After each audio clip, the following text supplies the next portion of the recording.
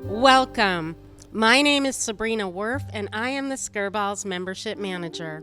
The program you are about to watch was presented to Skirball Cultural Center members during a member preview event on November 16th, 2022. During this event, members joined curators and artists as they discussed our Fall 2022 exhibitions. We invite you now to join us virtually for this talk. Hear from Skirball Curator Dani, Killam and Curator Jennifer Swope from the Museum of Fine Arts Boston as they discuss Fabric of a Nation, American Quilt Stories, and hear about Together for Good, Caron Tabb and the Quilting Corner from the artist herself, Caron Tabb. We are grateful to the donors whose philanthropy supported our Fall 2022 exhibitions.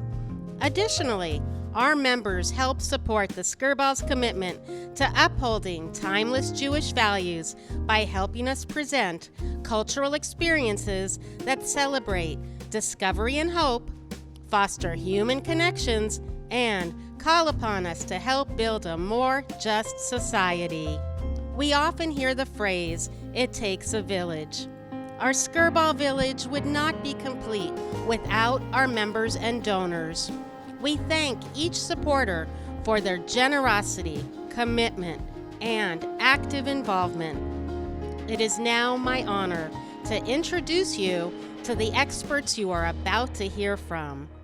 Dani Killam has been with the Skirball for 7 years and is the curator of Together for Good, Caron Tabb and the Quilting Corner, and managing curator of Fabric of a Nation, American Quilt Stories.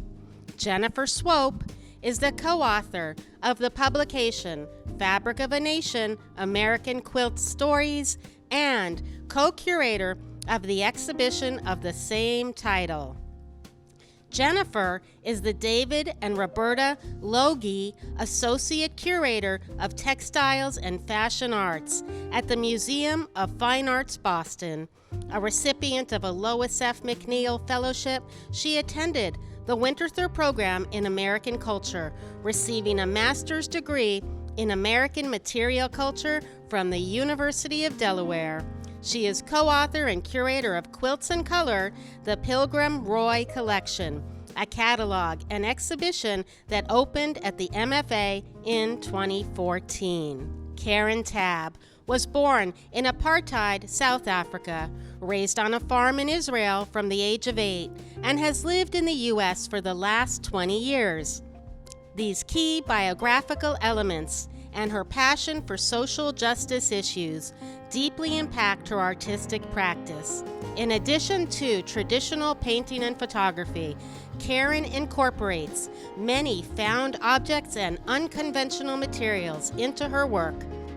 Her conceptual mixed media and installation art address issues of social inequality, racial justice, and feminism as seen through the lens of her deep Jewish identity.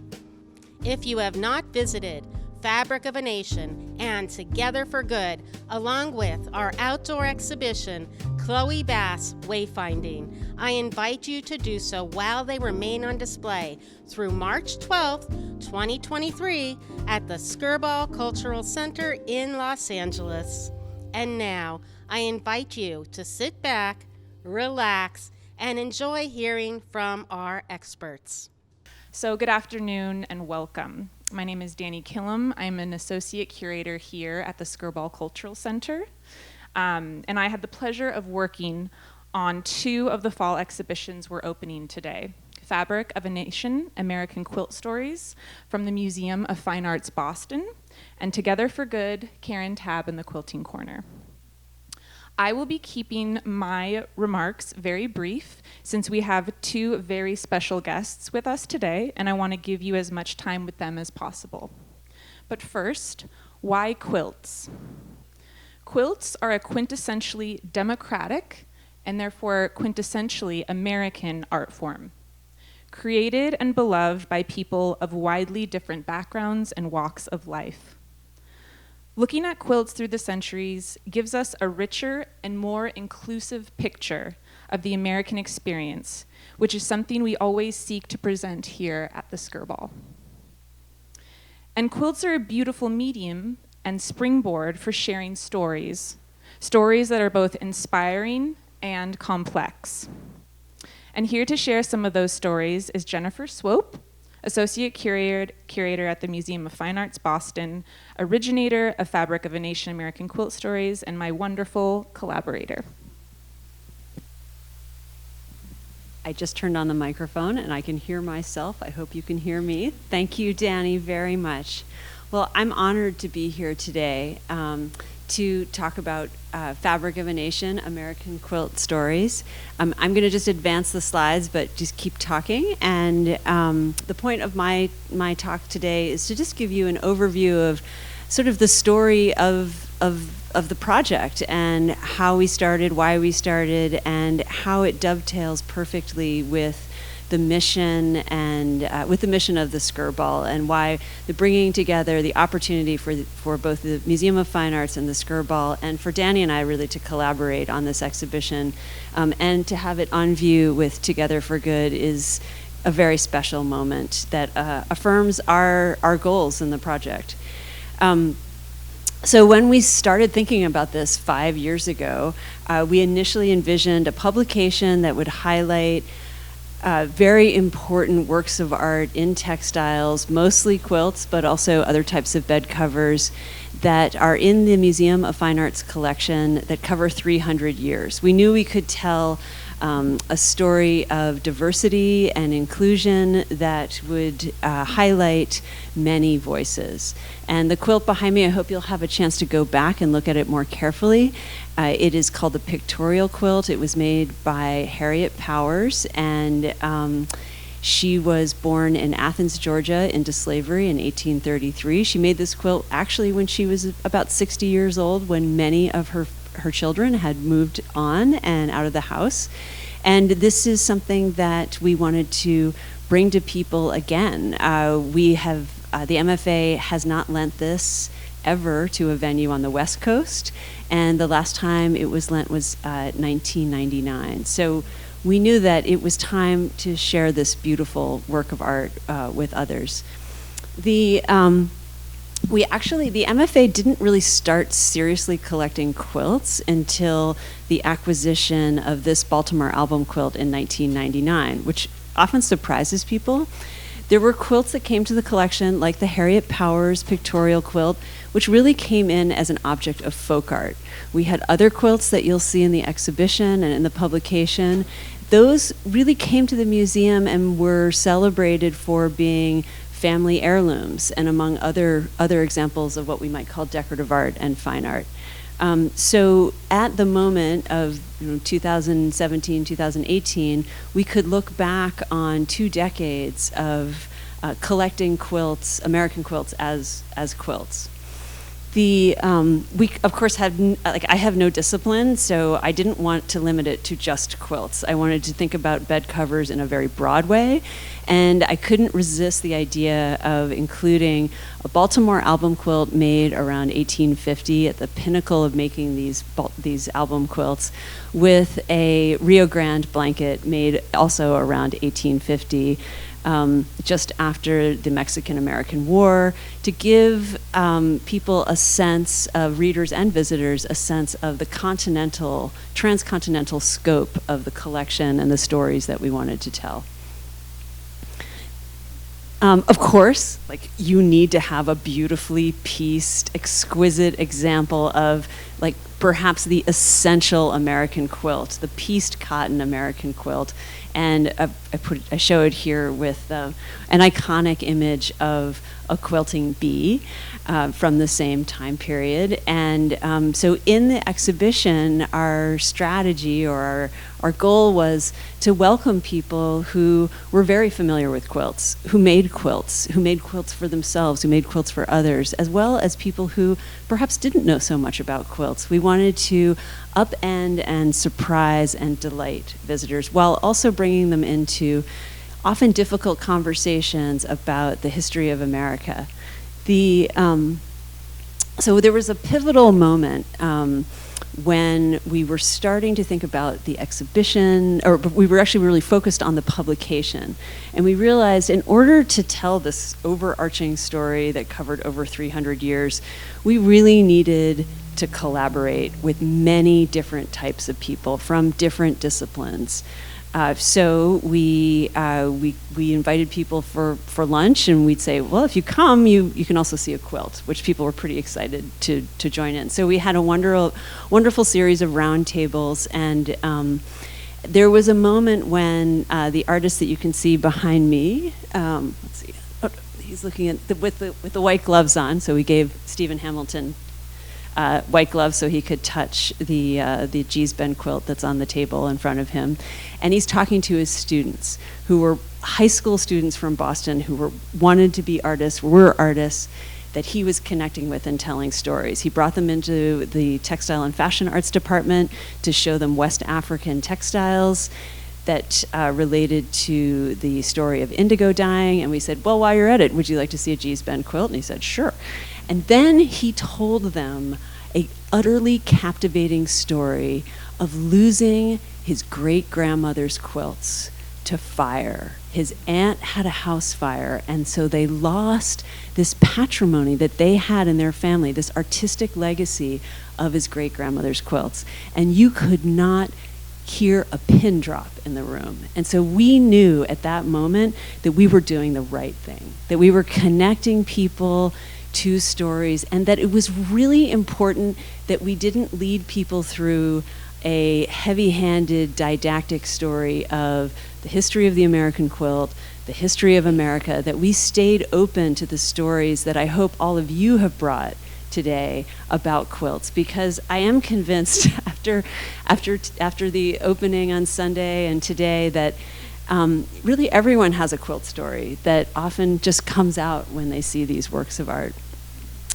And then, so in that moment of looking at quilts and bringing historic examples out, we brought out the whole cloth quilt, which was made probably in Western Massachusetts or Connecticut around 1770s. And Stephen was looking at it, Stephen Hamilton, the artist I just showed you.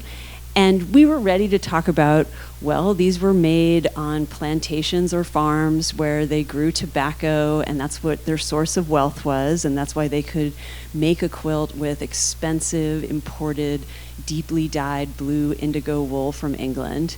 And the wealth that they gained from these tobacco plantations, which were vast, was based on indentured and enslaved labor. So we started talking about that. Stephen started talking. The room went silent again. He said, well, I see the centuries of knowledge that women from West Africa, in places that are now Nigeria, brought with them to the Deep South and to the Caribbean when they were enslaved, and how that was essentially the foundation of the indigo industry that supported the British Empire.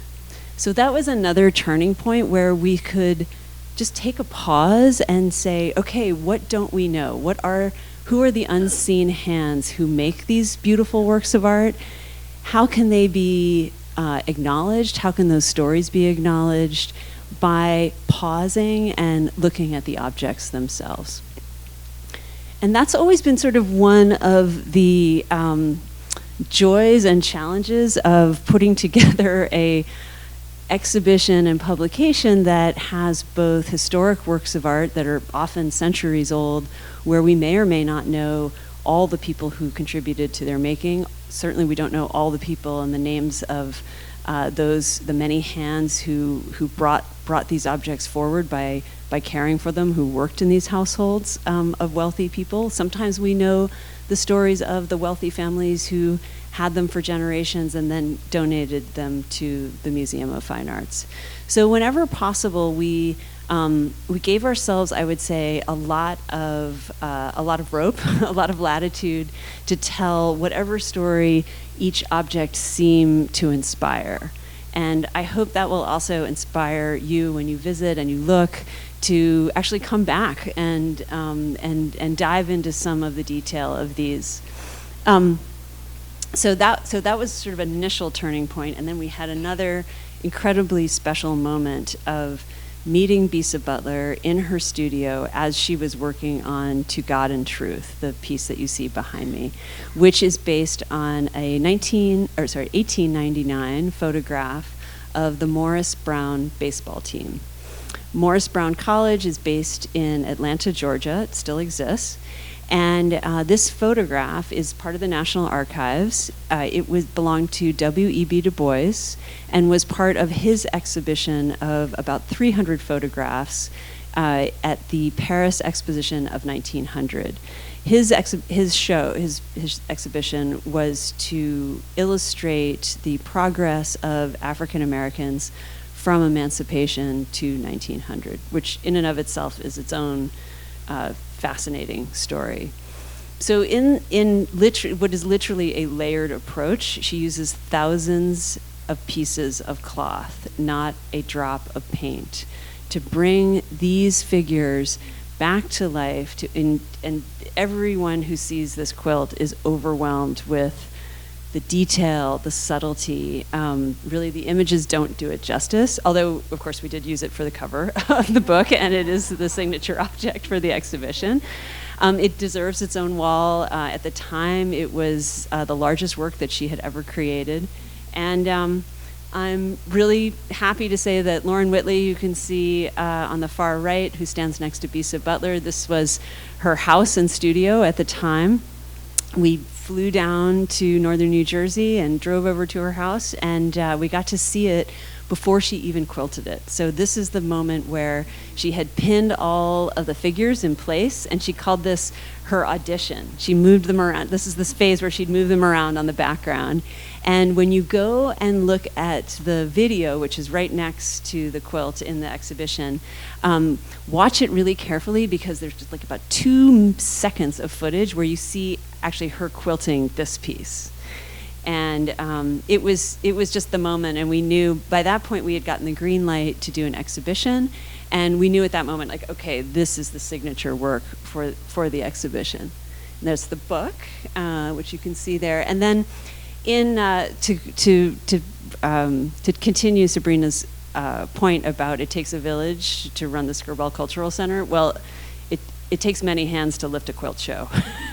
So I wanted to show you how our fabulous colleagues in Boston, Meredith Montague and Joel Stevenson, who were here installing just the past 2 weeks, how they devised this pulley system to work with Scott and his team to install the exhibition and to lift it. And it's really a magical moment to see it go from being flat to up vertical. And I know that I felt the same way when I saw your work, Caron, on display, that it's just amazing how horizontal to vertical just changes your relationship, the visual relationship with the work.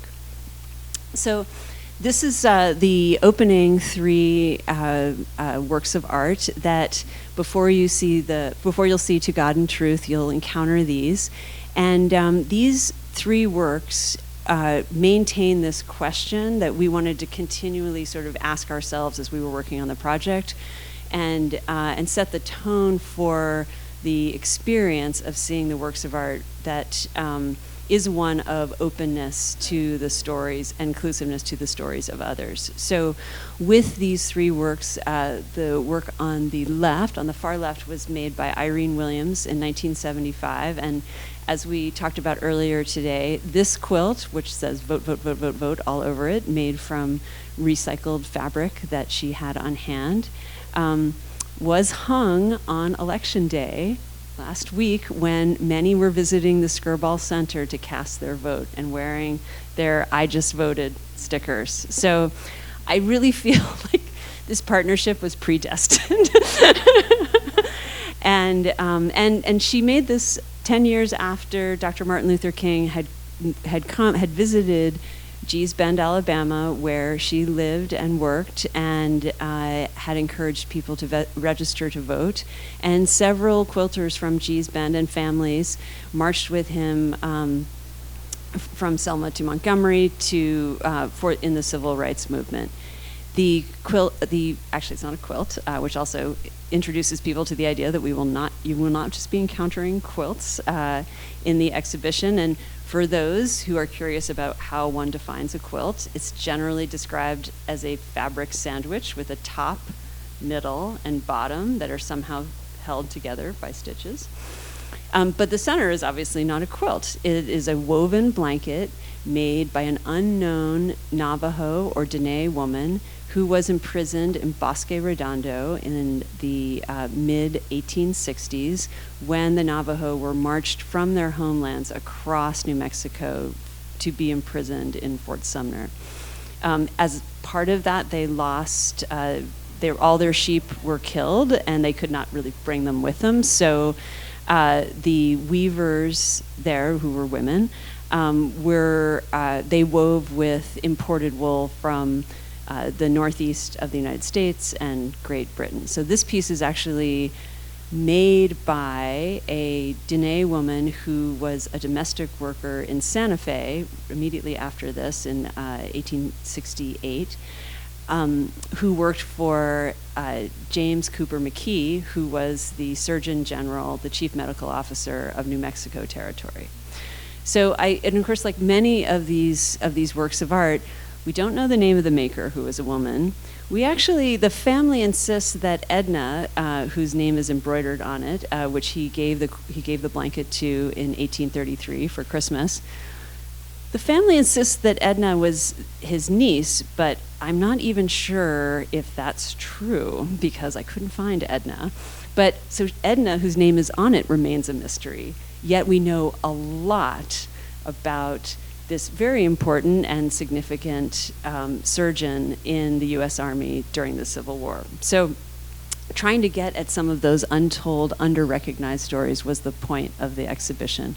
And then, of course, standing right next to it, or hung right next to it, over here, above my left shoulder, to your right, is the Hoosier Suffrage Quilt, which almost 300 names of Indiana farmers, their wives, children, railroad workers are embroidered, and it was something called a fundraising quilt or a signature quilt.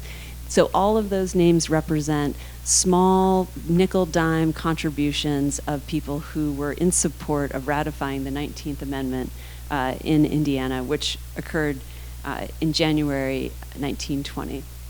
So part of our outreach to collaborate with people both within the MFA and outside the MFA was to gather a table of voices, and specifically for the interpretation of the Harriett Powers quilt, because we knew that people were going to be very interested in how we presented this quilt to people.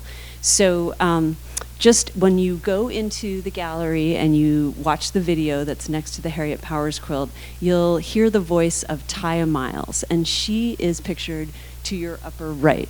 She's a professor at Harvard of American history, but she's also an award-winning author. And she and our other table of voices were able to open up new interpretations to Harriett Powers that I hope you'll be able to, that will resonate with you when you see this important work. The young man who I'm sort of sitting in front of is named Michael Thorpe. He is an artist who is originally from Newton. He learned to quilt from his mother. Now he lives in New York, and we put him on the panel, but he didn't really know who Harriett Powers was, which is a great thing for museum people to be reminded of, that 20 years can be a long time if you're about 32 years old. So again, just to show you how fortunate we were to work with Scott and James and Matthew and Grady and Sis, just how we worked together to create this beautiful exhibition here at the Skirball. And as I said, nothing is easy. It takes many hands, and it's beautifully shown here. I hope that you'll be able to really look at each scene and appreciate just how special this is. So this is Michael Thorpe, and you'll see his work in the exhibition. It is untitled, but it's appliqued with the words black man. And this represented, again, a third sort of turning point in the exhibition and the project. He normally makes his regular approach to making quilts is much more methodical. They have many layers. They have stories within them, figures that are very developed.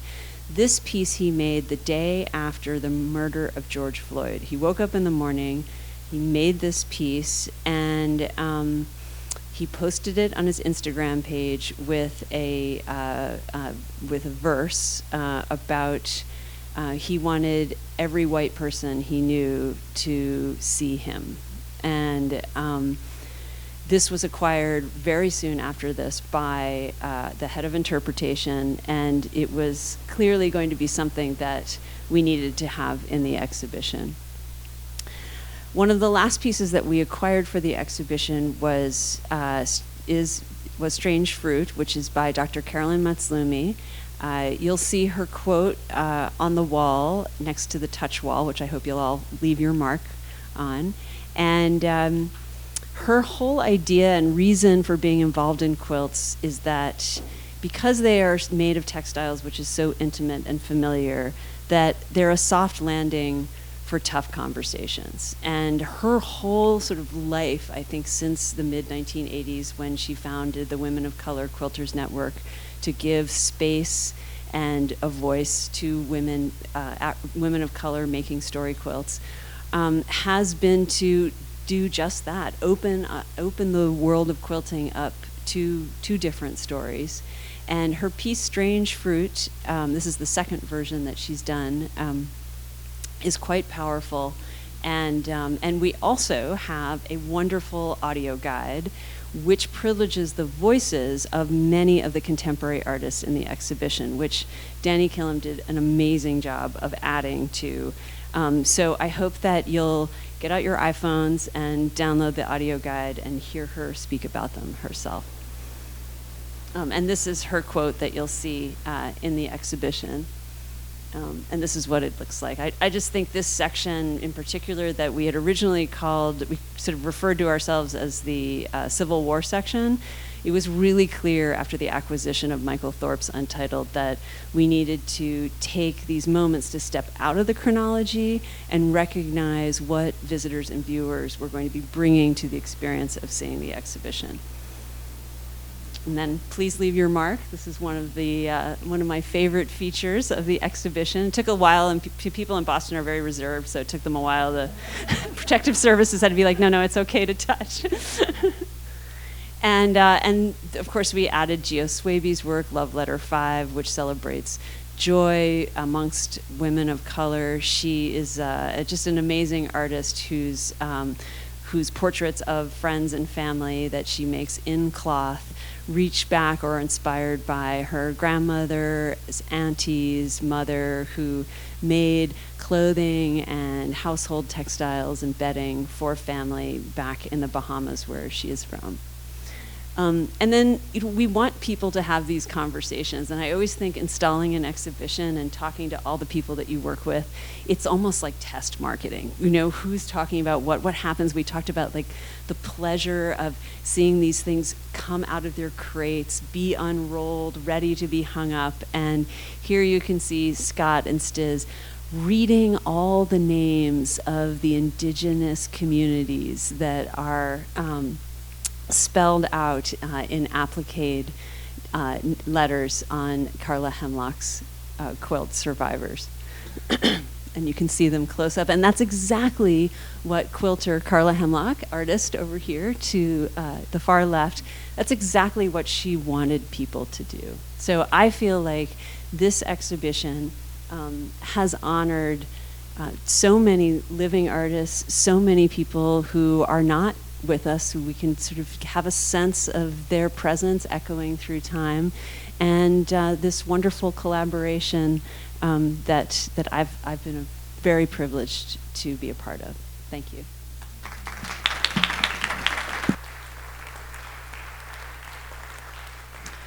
Thank you, Jen. That was wonderful. It was, as I said earlier, a joy to work with you, genuinely. She's been here for, I think, a little over two weeks now, so we're bonded. Something that, before I hand it over to artist Caron Tabb, something that I love that Jen brings up is that we all have a quilt story, which at first I kind of thought to myself, like, I'm not a quilter, but she was absolutely right. I do have a quilt story, and I'm going to just share that briefly with you.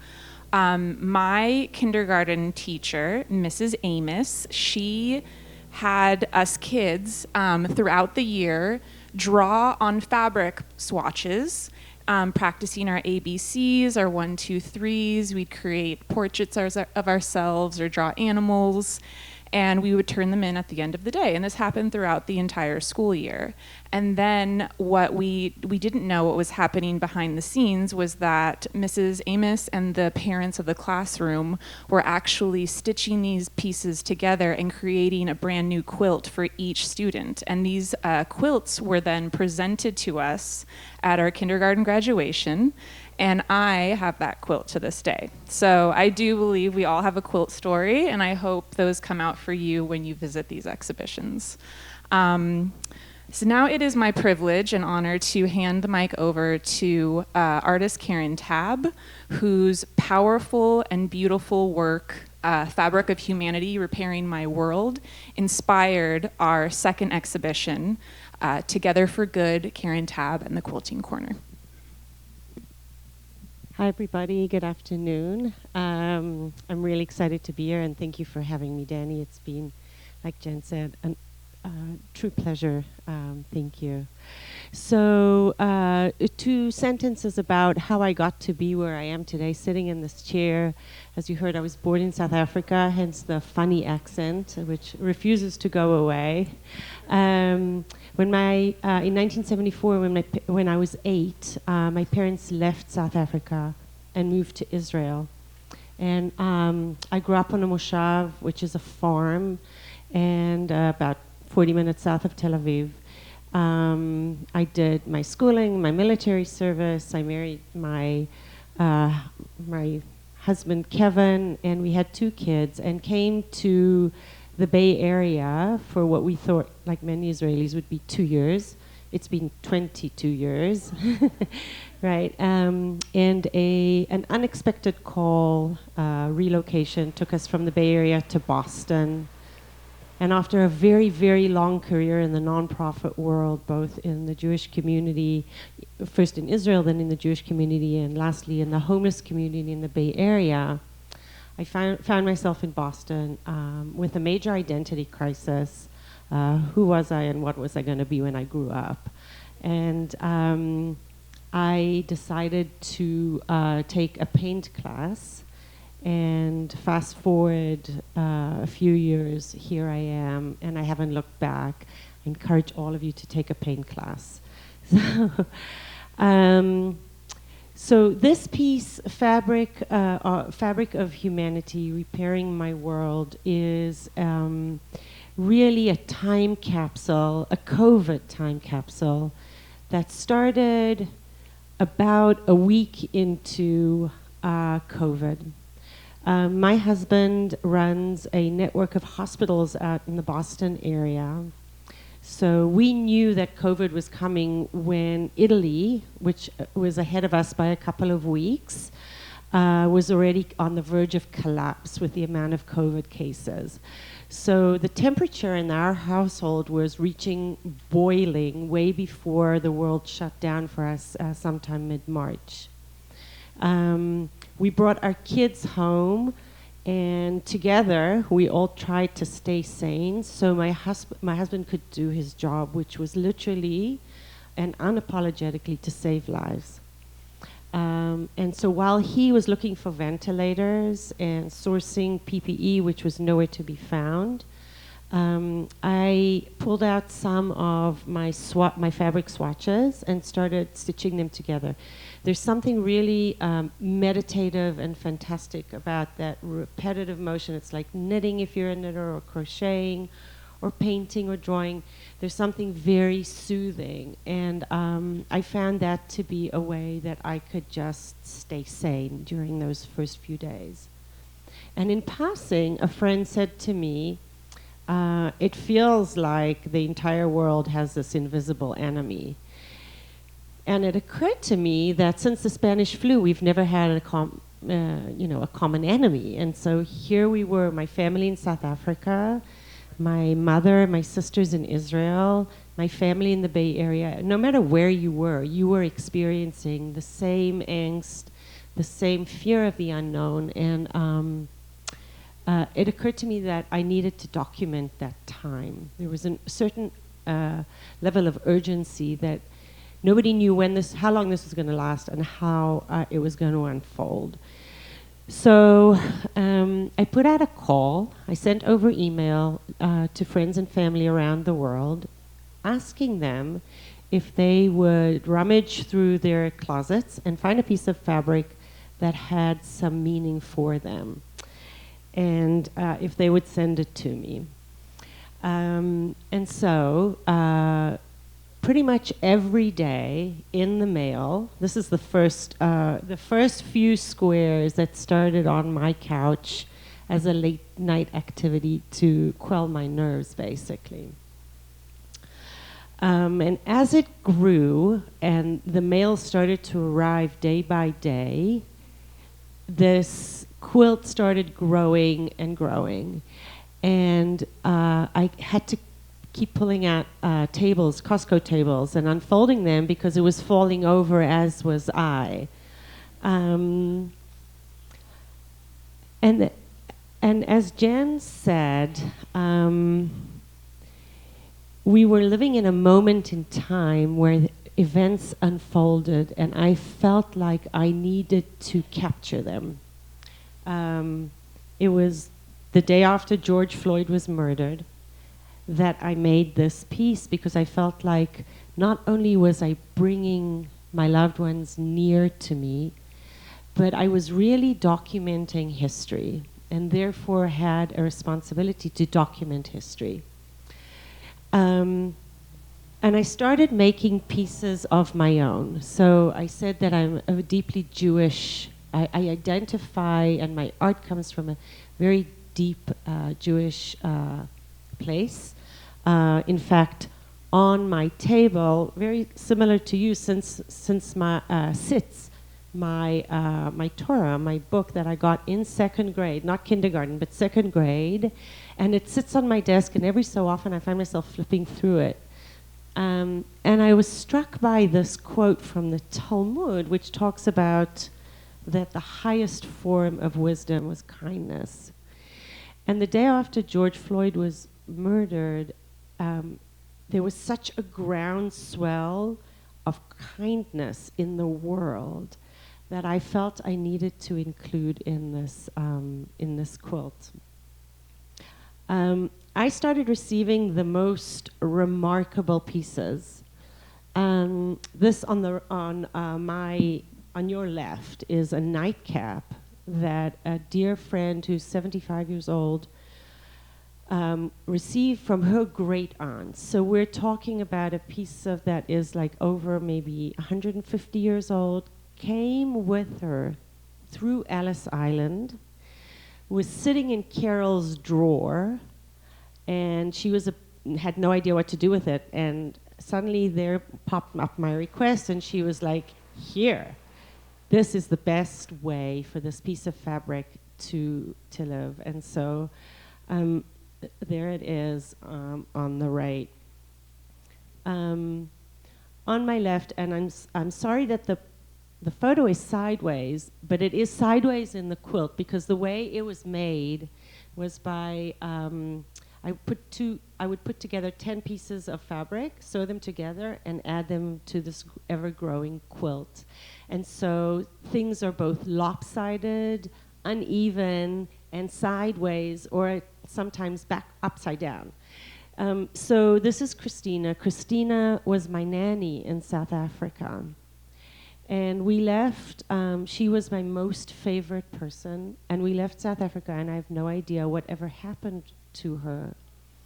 And part of the work that I've been doing over the last few years is revisiting my history, my memory, where I came from, where my ancestors came from, and what I've left behind, and my role and responsibility as a white Jewish activist, artist, feminist in our world today. And part of what I decided was that I needed to pay homage to Christina and to the people that have come before me and have impacted my life and really made up who I am today. So this is Christina on her wedding day in our backyard in South Africa. And so I made, I took some tulle and made a wedding gown for Christina on her wedding day in my quilt.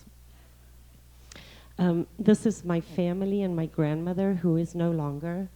But what I was found most, and also my sister wearing the white shirt also passed away, unfortunately, of melanoma. But in my quilt, I had these incredible magical powers where I could make people come alive again. And so my sister Lana has a piece that is next to my grandmother, that is next to my father. And suddenly I found myself being the superwoman in the time when the world outside was falling apart and people were dying every single day. I made people come alive. And for me, it felt like I had these incredible magical powers that were a true gift. Here's some of the envelopes that came. Literally every day in my mailbox was Christmas for many months, with treasure troves of goods. I had told people, here are some of the notes. So I asked for gifters to tell me why the swatch was significant to them. And I got these beautiful notes that talk about Aunt Minnie and her amazing cookbook, and incredible things, including my father-in-law, who thought I should include his underwear in my quilt. So, no, Dad, they're not in the quilt. He had nothing else to send, so this was what he's tidy-whities. So I started meditating on the treasures that I was getting and that the handwritten notes that people sent me, and decided that what I really needed to do was hand stitch them together, not by machine but by hand, because of the significance that they had to the giver, but also because it was really a way for me to meditate on the relationship I had with these people. And so it became the backstory, which is now literally the backstory of the quilt, which you can see on the back side of it, which includes the notes, which I'm sure conservators will tell me is not treated well enough and probably will fade, and that's okay because A, it's documented, but B, that's part of the creative process for me, is to see how the work unfolds, changes, and evolves with time and weather and mood and glue and whatever else I find and use. So as of today, there are over 1,500 pieces from over 100 people from 8 different countries. The smallest piece is a 2x2, and the largest is a 14x14, which you'll see as the quilt evolved, it also grew in size. And I also interviewed many people because I really wanted to capture the stories that they told. And on the right-hand side of the quilt, you'll see there's a kiosk, and you can press on the little plus signs, and it will pop up with the story of the person who gifted the piece. And so you can hear more of the piece, about the pieces. So this is something that a friend sent me a few days ago about how somebody would take a wedding dress and turn it into a treasure. And I do feel that I have a treasure of other people's memories, but also of my own, and that this fabric now is a fabric of all of our humanity, not just mine. Including my puppies.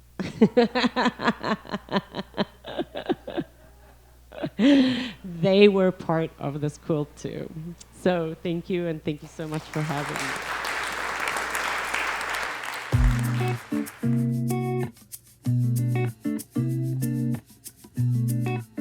really inspiring, great. I loved it. I just think it's an amazing talent.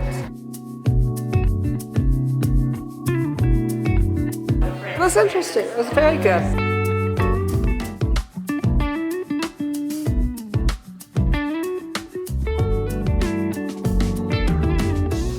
It's really powerful, and it's the history of America, and it really resonates on so many levels. It's an exhibit that should be seen by all of us.